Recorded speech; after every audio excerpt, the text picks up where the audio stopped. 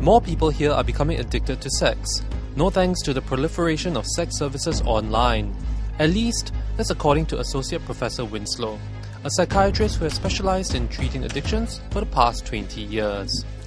I think people do need to be aware that it is available on the net and that there are people making use of these facilities more and more because, again, one of the things that drives addiction is, one is the risk-taking, one is the anonymity, and many of the things that you get through booking or making the arrangements online actually help to perpetuate or help to encourage these behaviors to continue because you can actually hide a lot of it. I mean, it used to be that if you go to Geylang, there's some stigma to being seen in Geylang, right? Precisely. But if you're at home, then it's a lot easier. You can just meet the person like in the car park somewhere, let's say.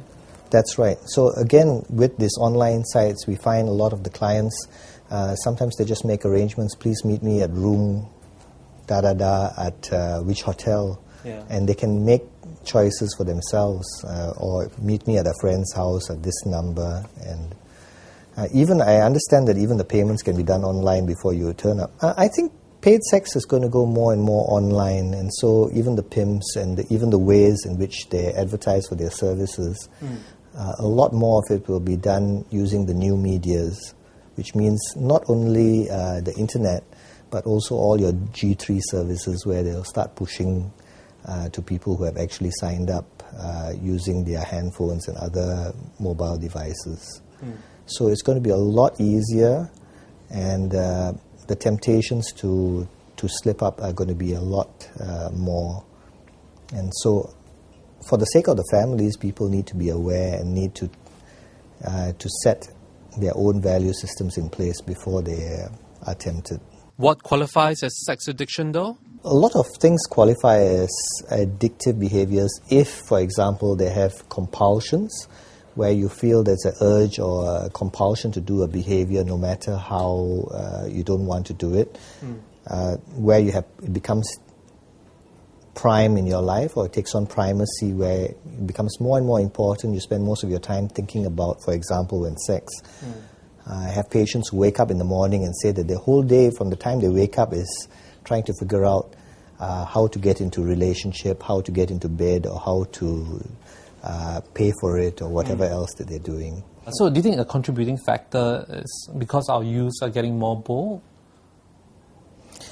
I think our youths are developing a very much more westernized and individualized lifestyle. They pick on a lot of values which are depicted, for example, in your movie shows. When I was growing up, I don't remember any program that vaguely even resembled Desperate Housewives, where everybody is getting into bed with everyone else. And so it's the value system that also seems to be changing at the moment. So what should the Singapore mindset be when dealing with these? I think it's very similar to the way that we look on gambling and a lot of other compulsive behaviors.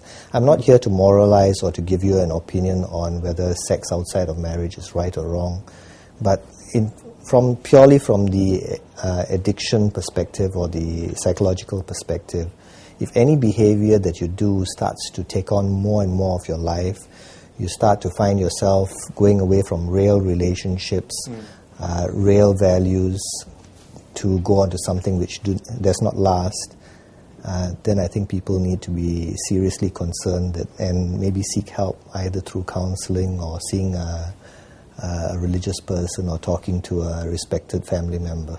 Okay, then as a parent, what steps or measures can you take to ensure that your children do not fall by the wayside, so to speak?